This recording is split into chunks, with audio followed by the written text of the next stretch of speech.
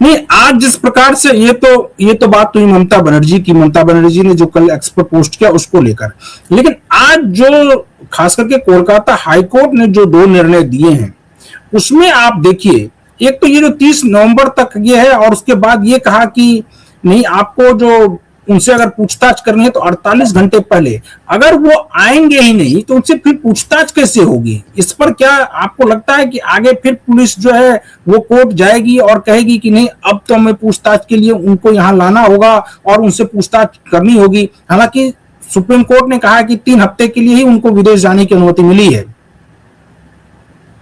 देखिए, कौन सा ऐसा दागी व्यक्ति जिस पर कोई आरोप लगा है और वो विदेश गया है तो लौट गया है? बीजेपी के बड़े नेता ही लोग आरोप लगाते थे कि उनका केमन आइलैंड में पता नहीं क्या है, कैसा है, थाईलैंड में उनके क्या है, कैसे हैं। तो आंखों का इलाज भारत में भी ठीक ठाक ही है, करोड़ों लोगों का इलाज होता है।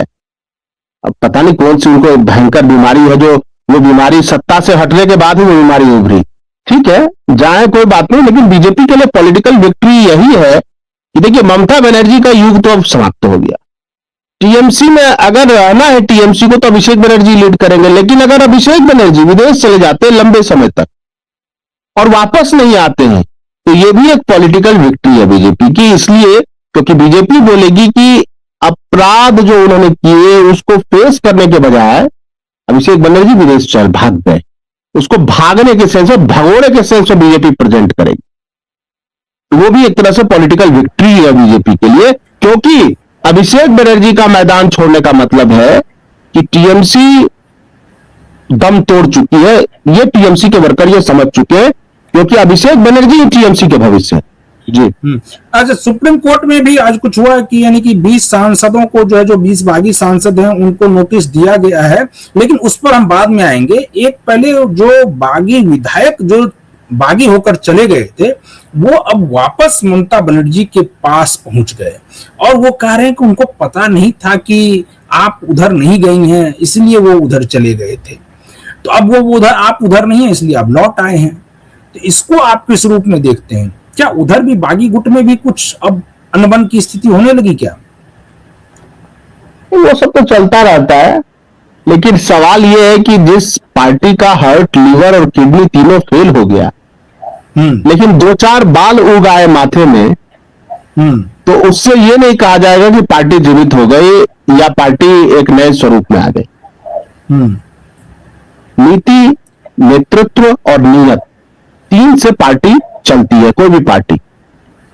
और उस तीनों मोर्चे पर नेतृत्व जो है उनका ममता बनर्जी, अब उनका युग होता है, जैसे लालू जी का युग समाप्त हो गया, तब तेजस्वी का युग है। तेजस्वी किसी न किसी रूप में बने तो हुए हैं बिहार में, उसी तरह नेताजी नहीं है तो अखिलेश लगे हुए हैं। इस बार 24 में करारी शिकस्त भी दी बीजेपी को यूपी में। तो सवाल है कि टीएमसी का भविष्य कौन है, नेतृत्व कौन है? वो तो अभिषेक बनर्जी है। नीति क्या है? नीति वही पुरानी वाली है जो नीति पीट चुकी है। नियत, तो नियत नजर नहीं आता, क्योंकि सारे अपने वर्करों को अकेला छोड़कर एक नेत्री बंद है अपने घर में, और दूसरा जो अगर जब वो निकलती है तो रोड पर उनको आक्रोश का सामना करना पड़ता है। और जो भविष्य का नेता है उस वर्कर का, वो विदेश चला गया, पलायन कर गया है। तो ऐसे में पार्टी की स्थिति को समझा जा सकता है कि टीएमसी, ठीक है, एक आध विधायक लौट आए, एक आध सांसद लौट आए, उससे पार्टी पुनर्जीवित नहीं होगी। अच्छा, आज जो ये 20 सांसदों को नोटिस दिया गया है, इसके क्या मायने हैं क्या?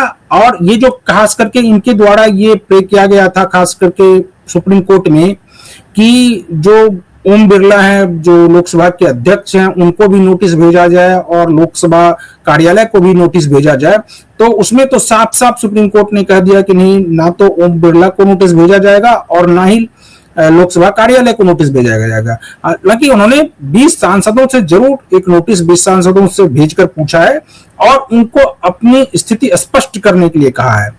क्या आपको लगता है इस नोटिस के बाद कुछ होगा?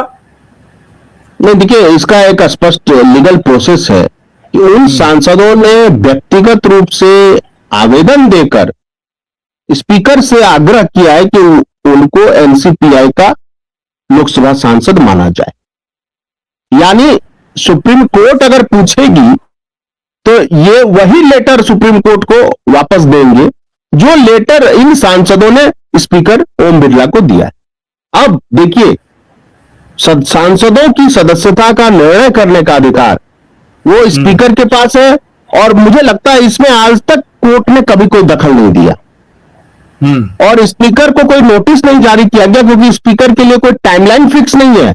आवेदन चला गया, मेंबरशिप चला गया, मेंबरों ने आवेदन कर दिया, अब उस पर फैसला स्पीकर को लेना है। और उसका एक स्पष्ट प्रावधान है संविधान में कि 2/3 सदस्य अगर टूट जाते हैं तो वो दल बदल कानून के दायरे से बाहर हो जाता है। तो 29 में 20 टूट रहे हैं सांसद लोकसभा में, तो दल बदल कानून वहां लगना नहीं है। हाँ, फैसला क्यों नहीं लिया स्पीकर ने, जो सबके समझ में और स्वाभाविक बुद्धि से ये लगता है कि कॉकरोच का आंदोलन चल रहा था उस समय, संसद को घेरने पहुंच गए थे कॉकरोच, विपक्ष के तेवर भी बहुत तल्ख थे। वैसे ही राहुल गांधी जाके पीएम हाउस के सामने बैठ गए थे, और बहुत सारे जितने भी विपक्षी दल थे बहुत ज्यादा आक्रामक थे, और सरकार बैकफुट पर थी क्योंकि पेपर लीक का मुद्दा था, शिक्षा मंत्री का इस्तीफा हो चुका था।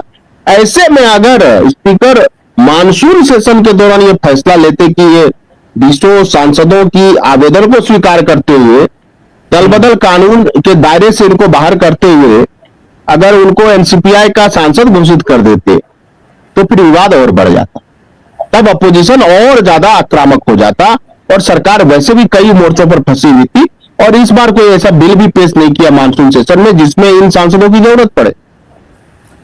एक तो ये पहलू है, और दूसरा पहलू इसमें यह है कि हो सकता है ये विचार हो रहा हो कि किस पार्टी में वो जाएं, उसको लेकर कोई अंतिम निर्णय दोनों पक्ष में नहीं हुआ हो। यानी सांसद तो ठीक है, अभी उन्होंने आवेदन दे दिया है, हो सकता है मौखिक रूप से उन्होंने कुछ कहा हो स्पीकर को, ये तो कॉन्फिडेंशियल बात है कि एनसीपीआई ना जाकर वो या फिर नई पार्टी खड़ी करे। जैसे कि जो बंगाल का जो मोडस ऑपरेंडी है वो ये क्या है कि ऋतुपदो बनर्जी ने अपनी एक पार्टी बना ली, टीएमसी वाली, और उसमें क्या उस पार्टी के तहत वो सांसद बनेंगे उस पार्टी ऋतुपदो में, तो हो सकता है ये भी सब मामला लटका हो। लेकिन कमोबेश मुझे नहीं लगता कि वो लोग अभी बंगाल में लौट के आने वाले हैं।